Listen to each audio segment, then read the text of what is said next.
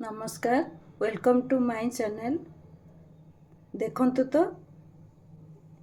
ये जिनसटी कोथिरे तयारी हेची किछि गेस करंतु तो जदि किछि गेस करछंती कमेंट सेक्शन रे मते जणांतु। सारू एक परिवा जोटा कि आम ओडिया घरे बहुत व्यवहार हुए। साधारणतः समस्ते डालमा घांट किंबा सागरे सारू व्यवहार करंती। कई सारू मध्य पिठो बटा दे भाजती किंतु मु आज सारू को नहीं गोटे नुआ प्रकार रेसिपी आपण मानक देखा चाहूँगी। आसतु देखा प्रस्तुत करवा और देखा कौन कौन सब दरकार।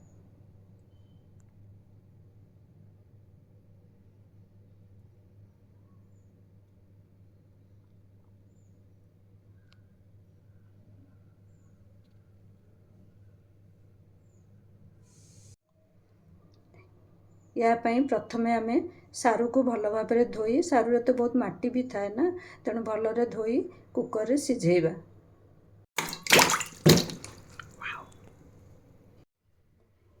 एबे मु कुकर रे सारू सिझिबा पई रखी दउछि।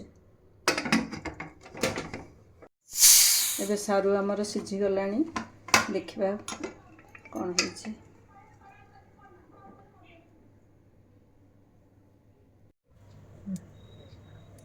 सारूर ये रेसिपी पई आमे देसी घी व्यवहार करिबा।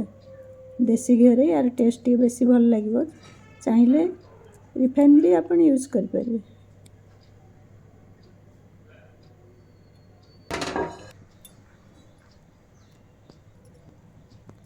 आमे घी किछि नै जिबा। घी गरम होला परे सेथे देखंतु वर्तमान सुखिला लंका आ हेंगु किछि, तापरे जुआनी किछि पकेकी छुंक करनबा।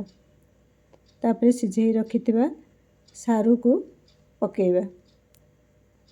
तापरे लूण हळदी गुंड देकी सारू को किछ समय भाजिबा।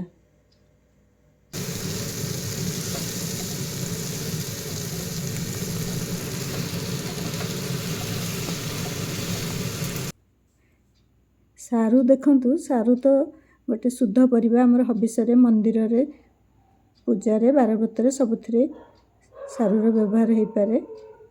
तेणु आज आम सारू को लेकिन जो रेसिपी करुचे बिना प्याज रसुण रे करिबा, हेले आपण बारब्रत रे भी आको खाइ परिबे।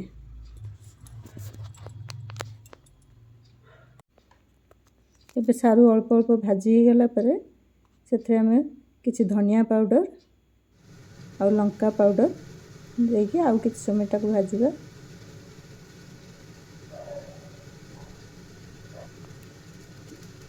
एबे आमे गरम मसला पाउडर किछि दबा और धनिया पत्र किछि दबा देकी आउ किछि समय भाजिबा। सारू रे टिके लालुआ परिबा तो सारू रे टिके लाल बाहरे, तेणु टिके भल करिके भाजिबा किछि समय।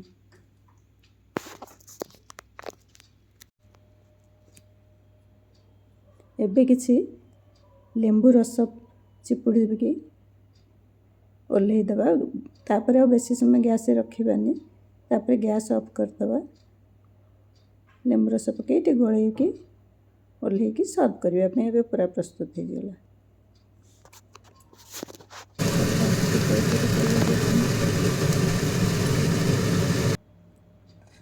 एबे देखंतु हमर सारू रे नुआ प्रकार रेसिपी पूरा प्रस्तुत हो जाछि। केते सुंदर भी दिसुछि।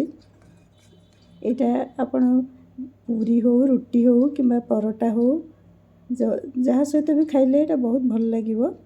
आ बारब्रत रे तो बिना प्याज रसुण रे जेहेतु आम करूचे, तेणु बारब्रत दिन भी आपण खाइ परिबे, बहुत भल लागिबो। थरे करिके देखंतु ना, और केमिति लागुची कमेंट करिके जणेबे निश्चय।